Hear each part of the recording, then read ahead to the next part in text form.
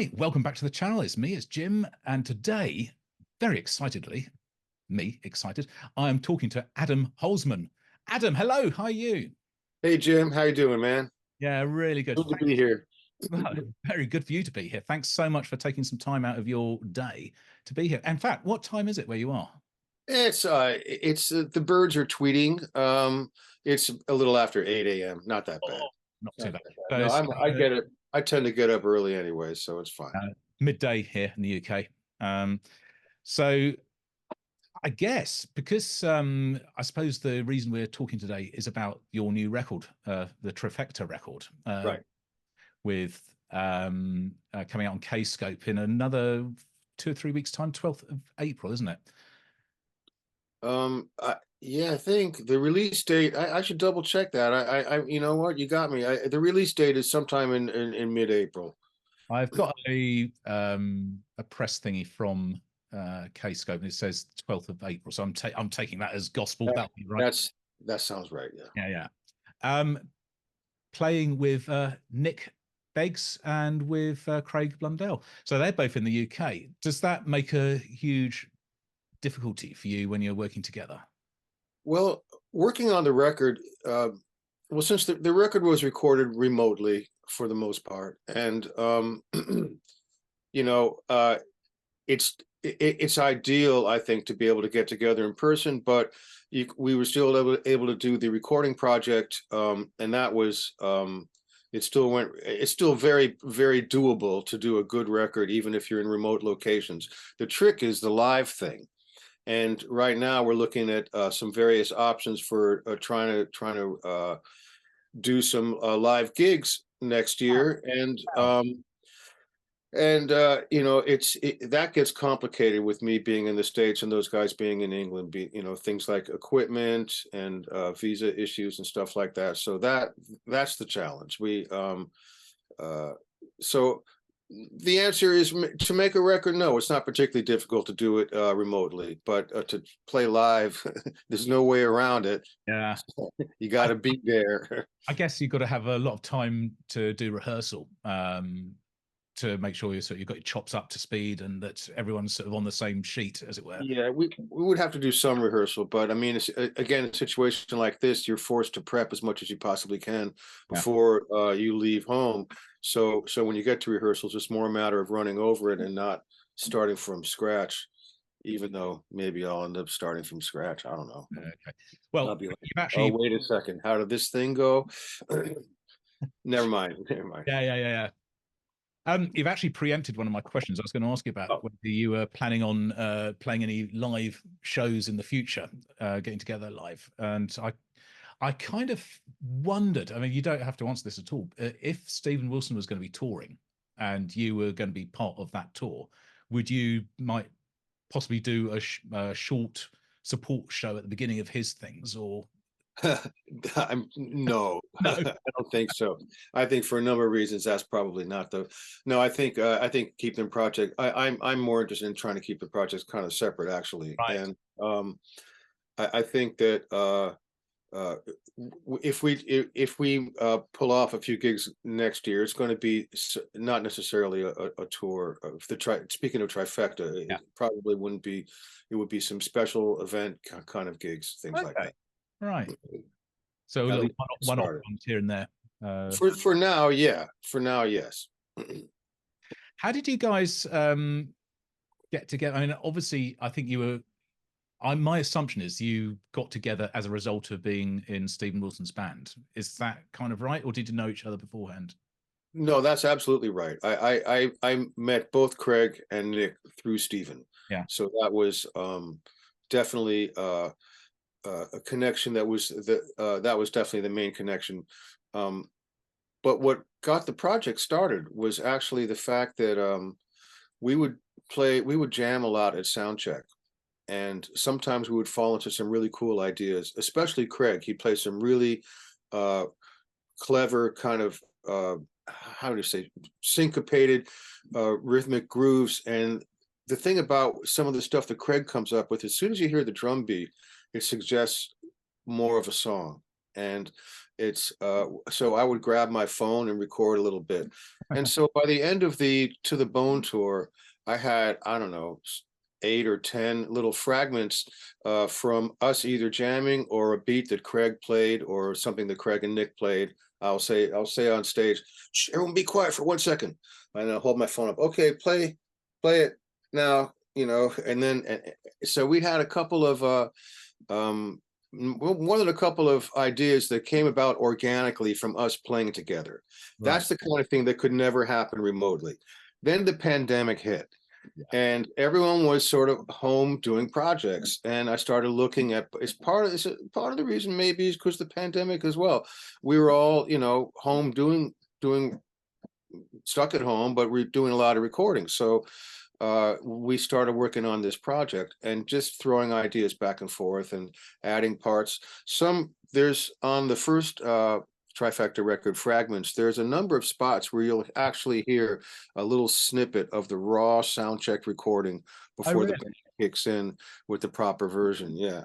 So anyway, that was the impetus. It was these improvs that we were doing a sound check that came about organically. Like Steven doesn't like to sound check much. So he'll jump on stage, check his mic, check his guitar, play 2 songs, and then he's out of there most of the time.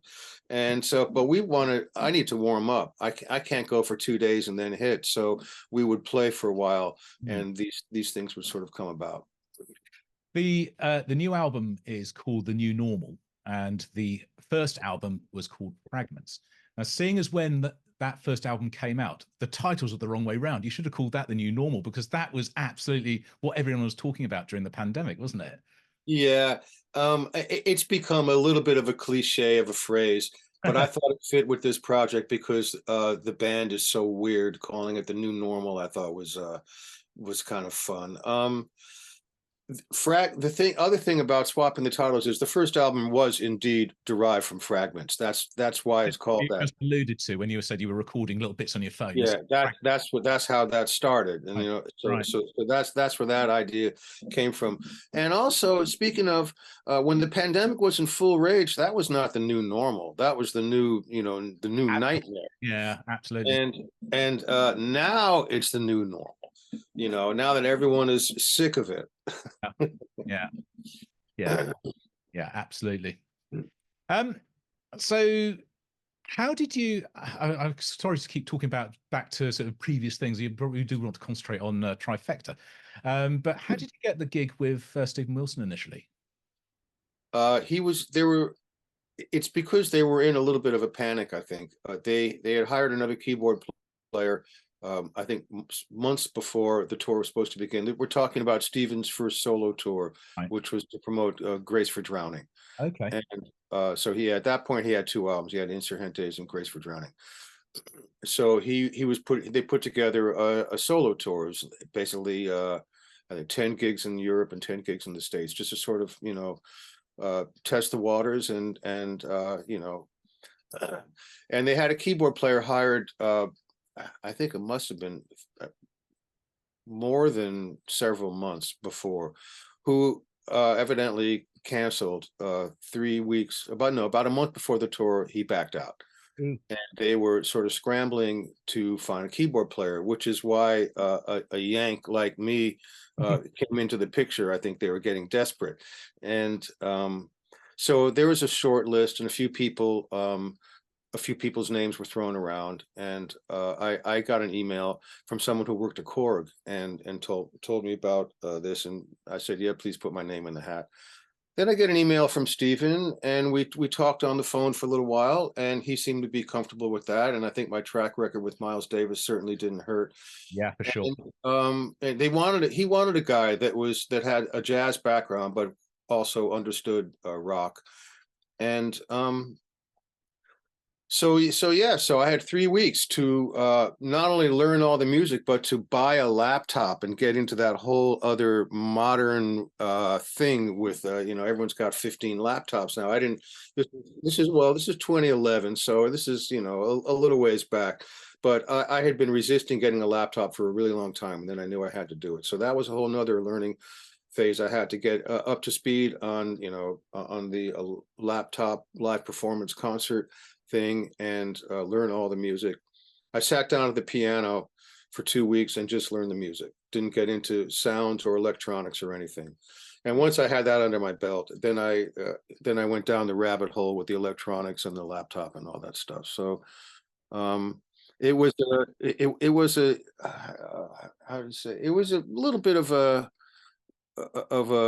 jam to get it together in time, but those challenges can kind of be fun, especially a great gig like that. So I suppose the first night you played would have been terrifying. Then after that, everything's working, it's all bedded in, everything works as it should do, and next show will be easier. I think I was more scared of the first rehearsal. Oh, right. I didn't know what to expect. I'm thinking, man, these English prog rock guys, if you play a wrong note, they might take you out back afterwards and just shoot you. I mean, I did not know what to expect. By the time we got to the first gig, I was actually fairly comfortable with the set. Of course, I was nervous and stuff, but it was just that initial thing was, it's a whole new realm. I'm used to sort of more, I don't know how to put it, more the jazz world. Yeah. And coming over and playing with Steven and Nick and those guys, I felt like I was joining the Beatles, and, culturally. Yeah. I mean, you can probably actually hear a lot of that influence in some of the Steven Wilson's music. But let's not keep talking about Steven, because that's I know obviously people would be interested in that, but that's fine. I'll talk about anything, man. Bring it on, All right. Oh, keep talking then. Keep talking. So you're talking about getting your first laptop. I'm guessing it's a Mac, a MacBook Pro or something like that. Yeah, exactly. We just before we started recording, you showed me some of the stuff in the background there. You're very old school with how you work at home. You got lots of old kit, fragile kit stuff. Yeah. Mini Moog. Let's see, we got dope. See, I can't quite get the camera right. Dope for modular. Memotron. See that reddish thing with the drawbars? That's a digital Hammond. It sounds amazing. Man. So I got that kind of retro style stuff, but I like to mix up modern and retro. I don't like to be purely retro. There's a lot of things about the modern age that have made certain things a lot more convenient, and you can a lot more flexibility. So I like both. I suppose when you're on stage, you're touring, and it's being pumped out through a big PA. The sound isn't sort of high fidelity, crystal clear like it would be if you listen to a CD. So you can get away perhaps with emulating some of those classic instruments on the computer more than you can recording.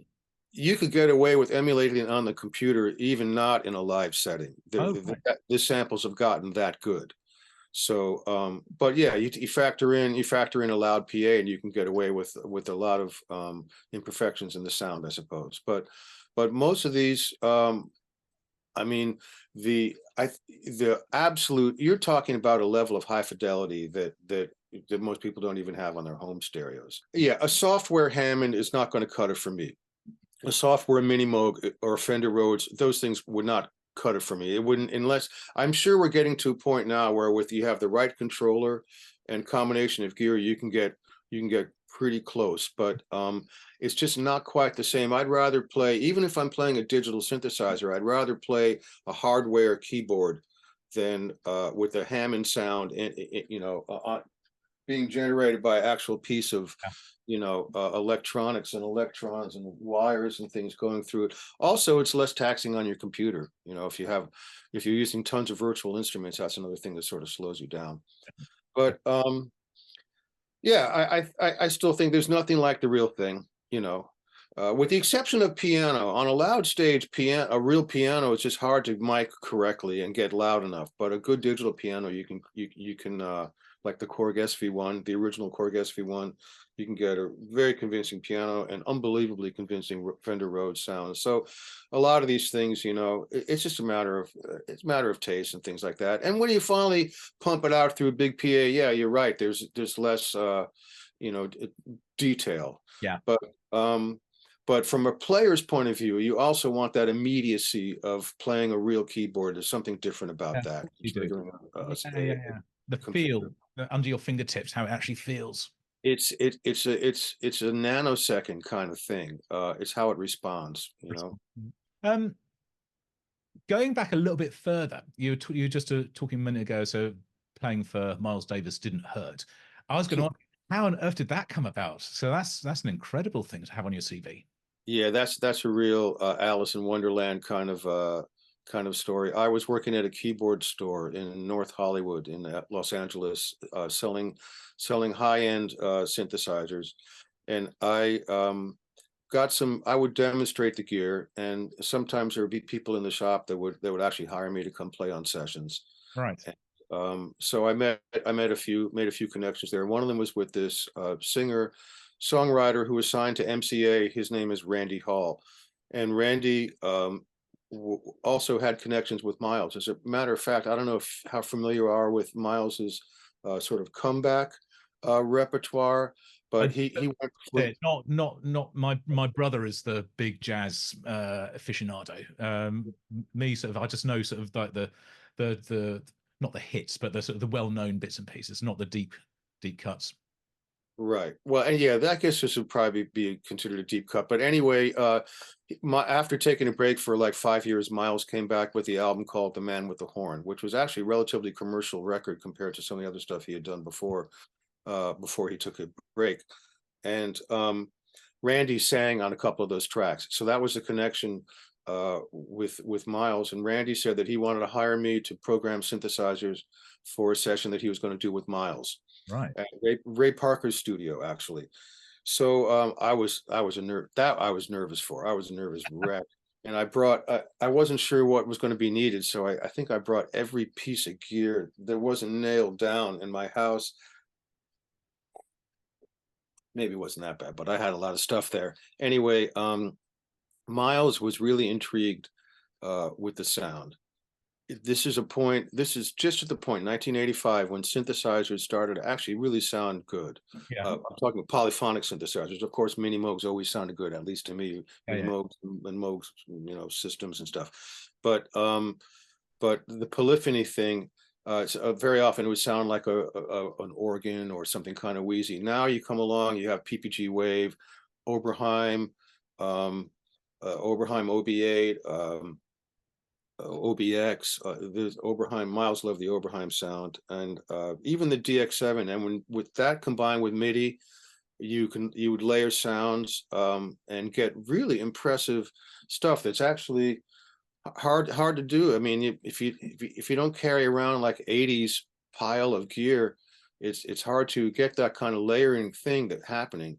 Anyway, he loved it, and he started getting into the idea, I think, of having a small band that could even cover stuff like the Gil Evans pieces or things along that line, have a more orchestral thing, more of a soundscape kind of idea. That's kind of what he trained me to do. And so he was impressed with the sound, and he says, "So Adam, I'm going on tour next week. You want to come?" So I couldn't believe it. It was like overnight. I'm in New York rehearsing with the band, and then 2 days later flying to Europe doing my first tour. So that was an amazing experience, and Miles was really supportive and encouraging. The longer I played with him, the more critical he became. You had to really keep up your game, so to speak. Anyway, but that's in a nutshell basically what happened. I played with him for 4 years. Near the end of that time, I was actually his musical director, which meant I would rehearse the band, and then he would show up to rehearsal 2 hours later and change everything. So that's basically what. But I would get the stuff up and running. Anyway, yeah, I mean, it was an all-consuming gig for 4 years. Wow, absolutely fantastic, amazing. Did that color your writing going forward? Do you think having that influence from Miles Davis, from working with those musicians, as in sort of what you have been coming up with more recently, you and Craig and and Nick together in the studio. So there's a lot of jazz on both these records. Do you think it's come? Yeah, well, jazz influence, maybe. I'm sorry. Finish what you're saying. I'm sorry. No, that's fine. So I know you come from a jazz background anyway, but were you in a sort of a very jazz place before you were with Miles, or did he sort of steer you into that direction, and that's where you picked up a lot of that influence or that sound that you use now? Well, let me think. Miles's whole approach and style was a huge influence on me. And but we're not talking about playing Stella by Starlight. This already it's heavy grooves with a kind of a polytonal chordal approach, where much more advanced kind of upper structure chords are superimposed over a constant groove. So that was more of the template, and closer to jazz rock really than traditional jazz. My background at the time, I had studied jazz, and I knew about chord voicing and things like that, but I was never really a bebop player. And my first influences were rock. I grew up around Elektra Records. My father was the founder of Elektra Records. I think you're probably going to eventually ask me about that. And the Doors was a huge influence, and I was a huge fan of Ray Manzarek, the organ player in the Doors. And so that was, and that mutated when I was a teenager to becoming really interested in a variety of music, including jazz and jazz fusion, which was really hitting big then. Actually, I prefer the term jazz rock. Yeah. And yeah, so I was kind of a jazz rock guy. I had a band in California for many years called The Fent, spelled Fents, and we had a little bit of a following, a little bit of a reputation out there. We played a lot. We did a couple tours opening up for Alan Holdsworth, and it was that was kind of where my head was at. It was more of you know, blowing solos on a mini Moog, you know, playing more arranged kind of stuff. And then the Miles thing really opened me up. That I came to Miles with more of a jazz rock kind of background, but the Miles thing really opened me up, and my whole chordal approach and everything expanded to much more, I don't know, how would you say, complex sounding chords and things like that.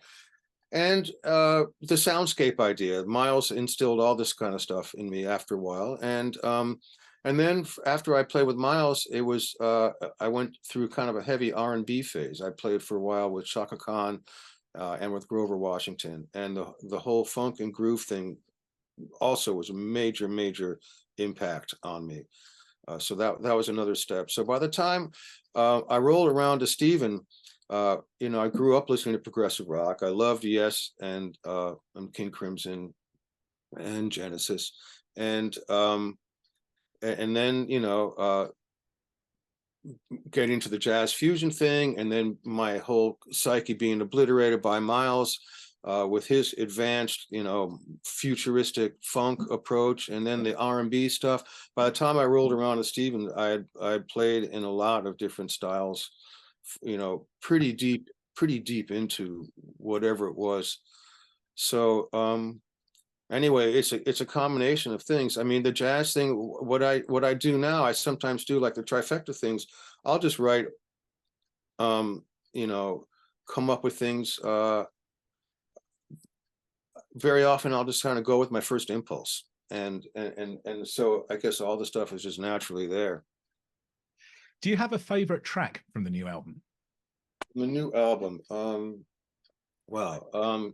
Can I forgive me 1 second here?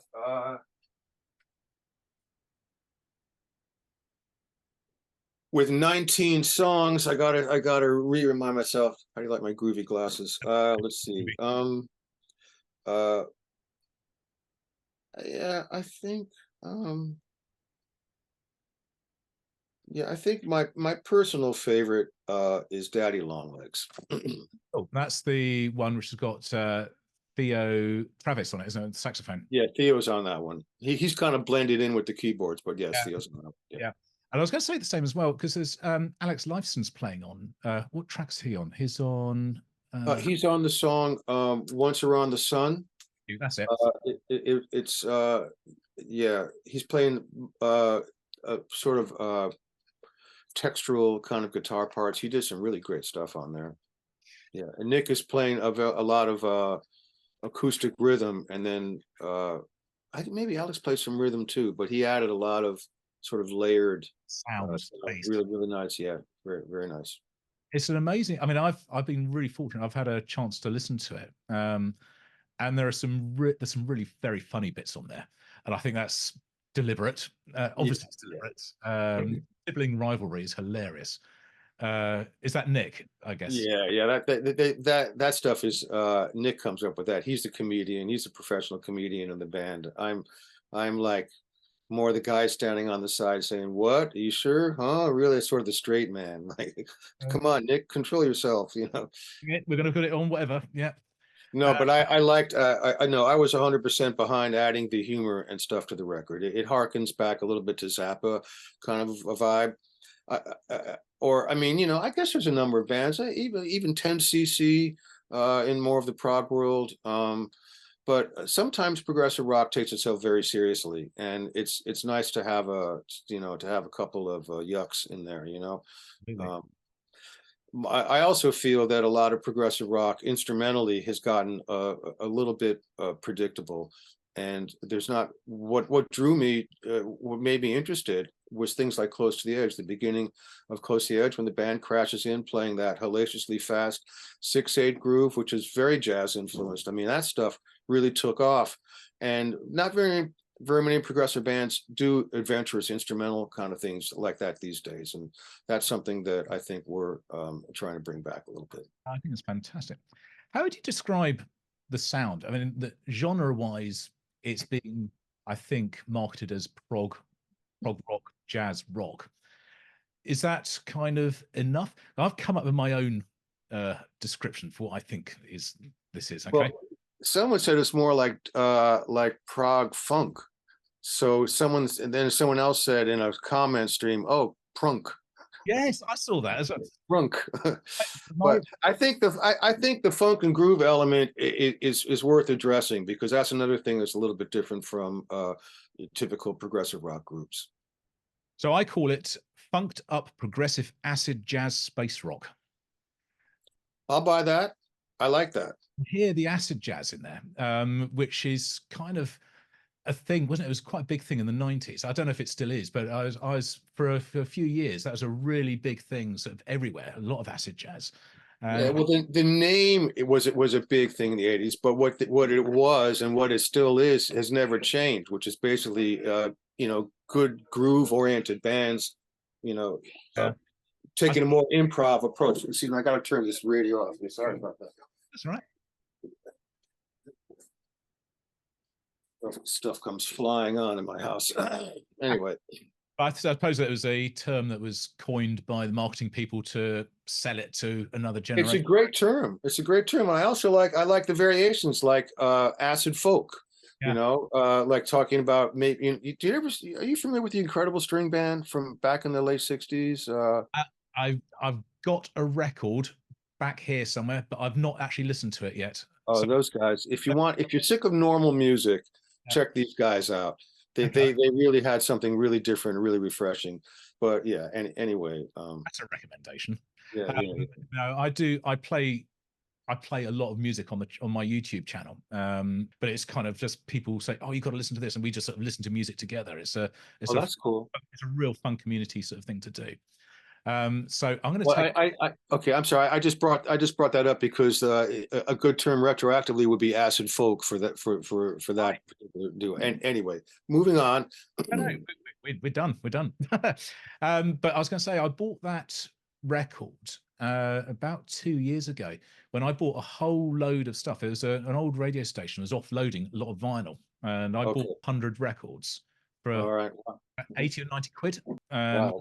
I've worked through some of them, but a lot of them I've not got to yet, and they're all prog and a bit of fusion actually. So jazz rock stuff from back in the 60s and 70s.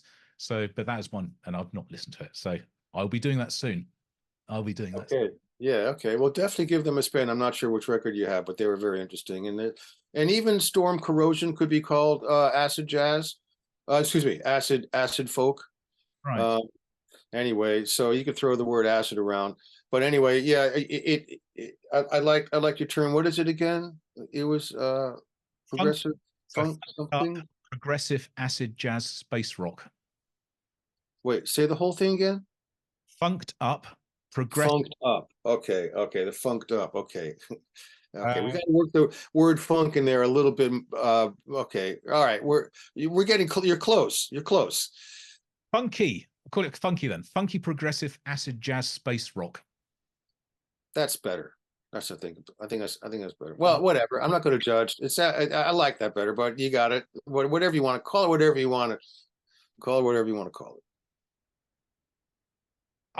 One thing I would ask you, and I'm sorry if this sounds like I'm sort of catching off guard. Do you have a sort of top 5 go-to selection of records, or if you're on a desert island, are there 5 records you'd take with you if that was the only record? Let me think. Well, how about I just name a few records off the top of my head that I really like? How about we just call it like that, and stuff that maybe your audience should check out. That's a plan. That's a Sly and the Family Stone album called Fresh. Right. Okay, do you know it? Nope. I know Sly and the Family Stone, or know of them. No. Yeah, you might want to check that out. That album could almost be considered the Bitches Brew of funk. It's an amazingly moody album with just incredible writing and grooves. Sly was a genius. Let me think. My Song by Keith Jarrett Quartet. It's called My Song. No idea. It was in his heyday. It would be considered slightly more for Keith commercial because a number of the tracks on the record are very melodic and have a more normal song structure. I should stop with the quotes all the time. Sorry about that. Yeah. Let's see. Okay, so My Song. What did I name off? My Song, Fresh. Is that all I've said so far? Was there another one I mentioned? Just the 2. Just the 2. Let me do. All right, you did put me on the spot. I mean, I want to name things that'll be really interesting for people and different, and so I want another minute or 2 on that front in the back of my mind. Okay. All right. Ask me something else. Will there be more Trifecta to come in the future? We're looking at trying to do some stuff live in 2025. We're taking a serious look at that, and there's actually some possible plans afoot. So fingers crossed. If we pull that off, then I'm sure we'll eventually do another project. I would like to do 3. We need to do one more. We need one more. I think we need a yellow one now. Yeah. But long story short, I really do think that we came up with a bizarre combination of things that somehow works. Yeah. And I think that's what's cool about it. Was it always going to be trifecta, not quadraphonic or something like that? Was there only ever 3 of you in the equation? Oh, I see what you're saying. Yeah, pretty much, right? That was the initial idea, and we actually came up with the idea. I mean, the name idea, kicking stuff around while we're still out on tour. So, and we even did a little photo shoot before because we knew we were going to do something. Yeah. So we did it. We took some pictures and stuff. Well, I'm glad we did that because then then the pandemic hit. Yeah, I'm still trying to think of another record though. Sorry. Okay. Oh, I know. I got it for you. I got it. Okay. A trifecta. We have we have Keith Jarrett, My Song, Sly and the Family Stone, Fresh, and Weather Report, Tail Spinning. Right. I don't. You probably have that album. Yeah. Right. Weather Report is I went through a whole renaissance recently with Weather Report all over. They've always been one of my favorite bands, but now I'm convinced that they're probably the best electric jazz group ever. I mean, that's not that daring of a statement to make, actually, but I didn't force myself, but I chose to listen to, in all my casual listening since last July until a few weeks ago, I listened to nothing but Weather Report. Oh my God, really? Only, yeah. Well, there's 16 albums and plus a live album and a couple live compilations. Yeah. And I wanted to get to the point where I heard a song and I knew what album it come from, because they have a lot of material and they covered a lot of styles over a long time. 15 years, 16 albums. That's a proper run. And almost all of them are brilliant. Yeah. And they're all different. And the Jaco years are amazing, but they get a little bit over, I don't want to say overrated, but more attention than Aren't they? I'm sorry, I just lost you. They're the ones that people tend to focus on. Right. He was, I mean, he was such an important, influential character. But I mean, the albums they made after, Domino Theory, Procession, forget about it. Albums they made right before, like I said, Tailspin, Mysterious Traveler. These are amazing albums. Also, I like them just as much as any of the Jaco era stuff. But I can go on and on about Weather Report. But make that the takeaway: Weather Report, Keith Jarrett, and Sly. And then your final two, I'm going to put down as your trifecta records. So, Fragment. People may not have heard them, you know. I think it's important that people do. Okay, let me give you another one. Spectrum by Billy Cobham. Okay, we'll do that. That's one of my most important records. I mean, the way Jan Hammer plays on that, his whole mini moog style, that record is part of my DNA. So we'll add that one. We're slowly building a nice little pile here. All right, I'll give one more obvious and easy one. I think the Beatles are amazing, and Rubber Soul is such an amazing record. So I'll throw in Rubber Soul. I'll take the easy way out and name the Beatles. Perfect, absolutely perfect. But Rubber Soul, the album, the song, The Word, the end of the first side. Man, that sounds like it could have been recorded yesterday. That is grooving and it sounds great. And I don't know, man. Those guys were really. You're absolutely right. Great music is timeless, and I think that's how a lot of music is judged. So some stuff sounds ever so dated when you hear it now. It's stuff from the 60s. Oh, it sounds very 60s, and you kind of know what you mean by that. It has a sound. Or some of the stuff from the 80s has got a very 80s especially, yeah. And the sort of the Roland D50 sound, which is sort of everywhere.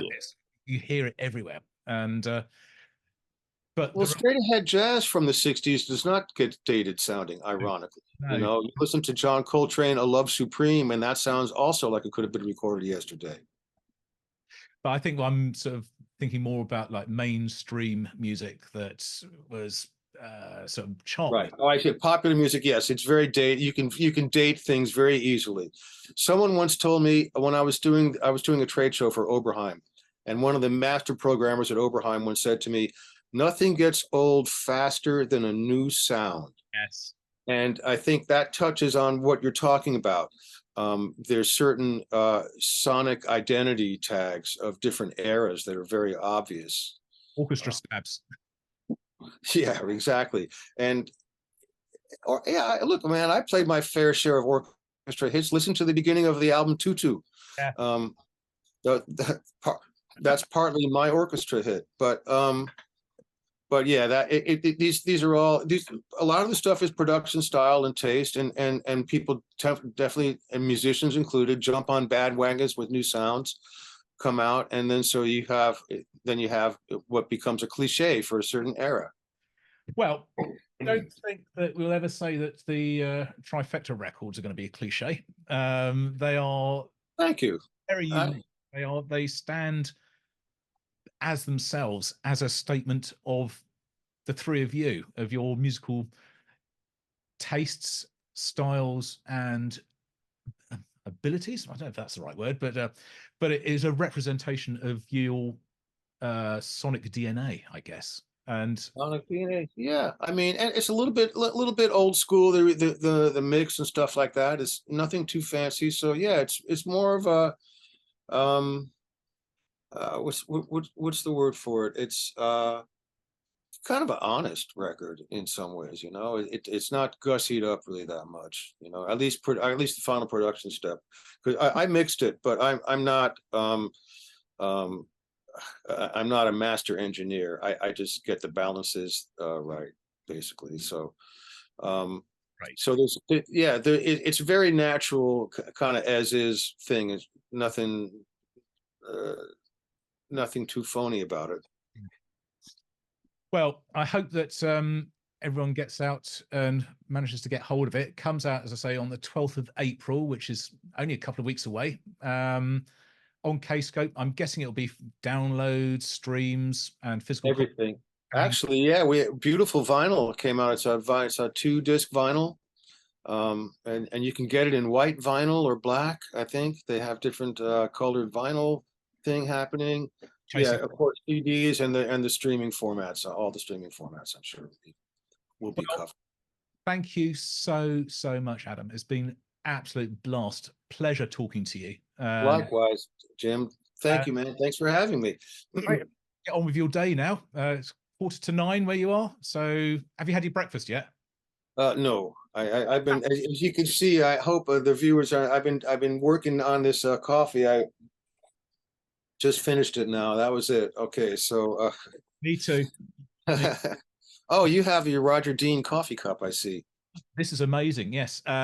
One of my subs, Walt, sent this to me. So he lives over New York, so around your area, and he follows me on the channel, and he sent it to me in the post a year or so ago. Thank you so much for taking time out today to join me. It's been an absolute privilege and great fun, and I hope to talk to you again one day. It was my pleasure, Jim.